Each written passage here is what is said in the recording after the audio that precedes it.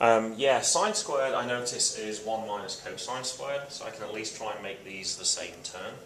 So 8 plus 1 minus cosine squared. Because there's nothing that I can do with just cosine x, because it's already in terms of cosine.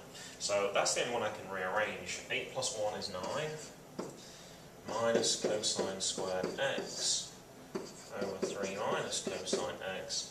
And it looks like we're in a bit of trouble here now, because there's no point writing cosine squared in terms of sine squared, or else we're back to where we started. There's no other identity I can use for cosine squared right here. However, notice this is difference of squares. This is 3 minus cosine x times by 3 plus cosine x, all over 3 minus cosine x. So actually the 3 minus cosine x's cancel. So actually that's just 3 plus cosine x. A little trickier, that last one, I'm sure you would agree. So here are our objectives for this chapter, and specifically today we're going to look at the addition formulas, and we're not going to actually look at the double angle formulas. That's going to be the following lesson. We're going to look at the addition and subtraction formulas, and also how we can use those to prove equations, and also, prove identities, and also to solve equations. So these are the sum formulas, and these should be on your formula sheet, so you don't actually need to copy these out necessarily. If you are, make sure you copy them down accurately. Actually, I'll make this a little bit smaller. This is a little bit big right now. There we go. Make it just a little bigger then. There we go. That's a lot better. And also we have our difference formulas. And they're obviously going to be very similar. And I've also put an additional one as well.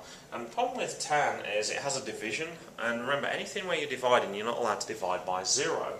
Now there are some tan values where we're actually going to end up with, well, certainly if this equaled -1, then 1 plus -1 is 0, we'd be divided by 0, which is a bit of a problem.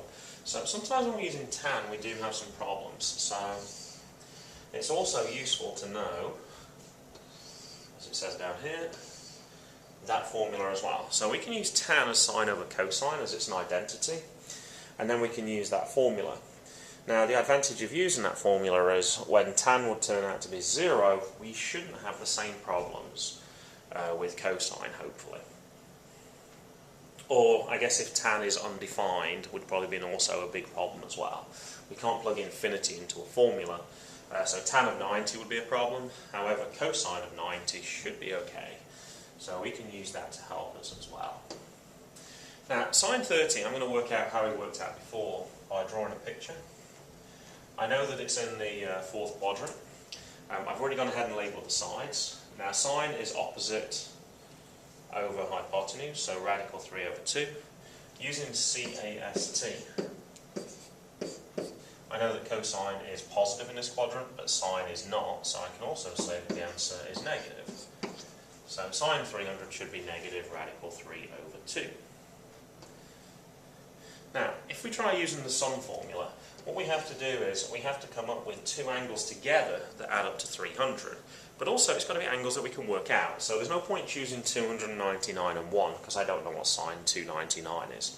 So really we're looking for things that are multiples of 30, or possibly 45s as well would be useful for this. So for my first one I chose 270. Mainly because 270 I can do in my head, because that's probably going to be an intercept, or 1, and -1. We then substitute in, so A is 270 and B is 30, and then we plug those numbers into that formula. We then work out each one independently. Now if you have your scientific calculator, this is where you could have a big advantage, because you can actually work out these values straight away.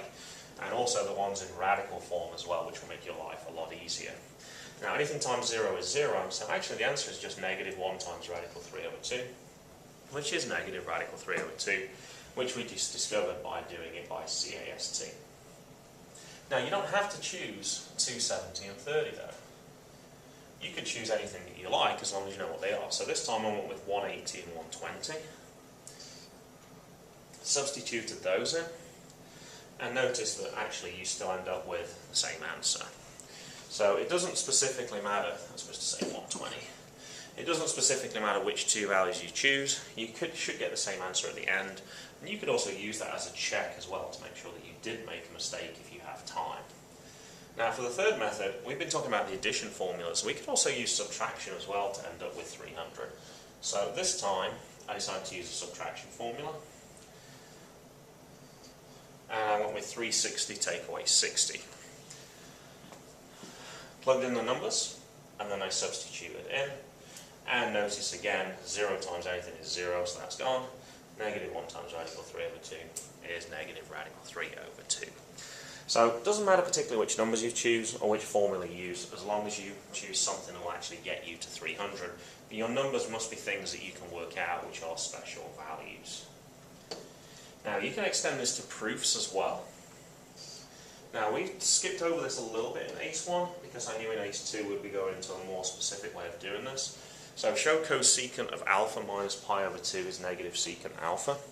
It asked us to do this in chapter 10 and we ignored it, mainly because I want to use those formulas we just talked about it, because this is a difference formula. Now, I didn't give you a formula for cosecant, but I did give you a formula for sine, and we know that cosecant is 1 over sine. So we can use that to help us as well. Now, if we work out this part here, and we'll worry about the 1 over in a second, then we can start substituting into here. Now, some of these values we should be able to work out. So cosine of pi over 2 is cosine 90, which is 0. So actually this term is going to disappear. Now, sine of pi over 2 is 1. So this is going to be cosine alpha times 1, which is just cosine alpha. And actually, as we've got to subtract here, it's actually going to be negative cosine alpha. So we got 1 over negative cosine alpha. And 1 over cosine alpha is, of course, secant. And the negative brings to the top. And that's actually what we were asked to show. So that was the reason why I saved that topic, because it's much easier to do once you know sum and difference formulas rather than try and prove it algebraically.